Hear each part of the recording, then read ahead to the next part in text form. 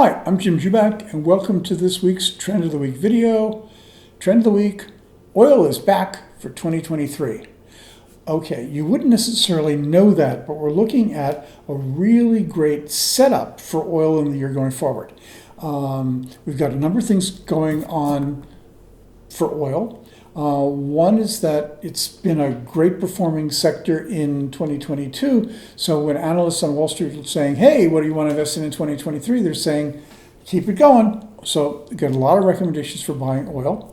I don't know whether you're old enough to remember, as I do, the theory in the 80s called peak oil. One of the provisos of that was that we don't know what the Saudi capacity for the reservoirs is, but we have a suspicion that there is a limit. And it looks like, again, we may have hit that. There are statements coming out of Saudi Aramco that indicate that there's not a whole lot more capacity there.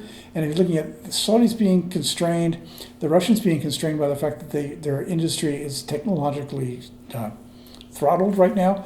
So those are two things going for oil. And the last is that we're seeing a shift in the U.S. to the U.S. being a net oil exporter. The U.S. exports a lot of oil right now, but we also import a fair amount, basically for reasons like we built refineries along the Gulf Coast that really require heavy oil from Venezuela. So you can't substitute light oil from the oil shales for that, so you still have to import the oil. But now we're exporting enough so that we're really going to see the whole country become a net exporter. Okay, and you're also looking at the fact that oil has been selling off. Here's a chart for USO, United States Oil Fund. And you notice that we had a very nice peak early in November, and since then, which was at 76, and since then, it's tracked the price of oil, which is what this ETF does, down. So we're now at 65. So this is a good entry point. The 50-day moving average is just slightly above here. We've got resistance. We're at 65 on the 20th.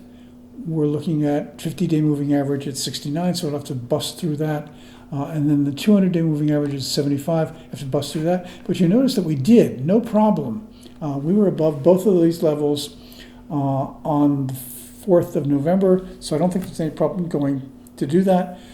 So what do you buy? USO would give you sort of a kind of overall market position in oil, the price of oil, or you can buy an oil producer. And I would look at somebody that's got a lot of oil exposure in the oil shales of the United States, and probably the two that I'd be interested in here are Pioneer Natural Resources, PXD, and ConocoPhilips. ConocoPhilips is a little more interesting to me, again, because it's sold off so strongly.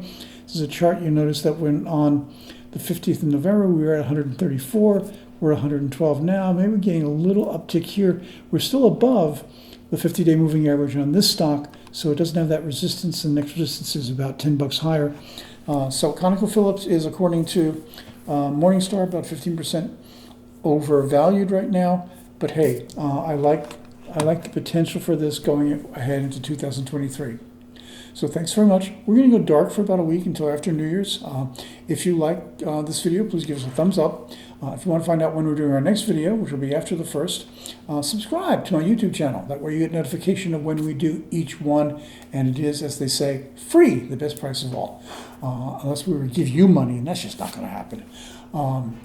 If you want more of my stuff, you can go to my free site, which is jubakpicks.com. That's got 3 portfolios, including a portfolio with some oil stocks in it. Or you can go to my paid site, that's jubakam.com, and that's got ETFs, oil stocks, more volatile oil stocks. And you can get the addresses to all those down below. Thanks very much for watching.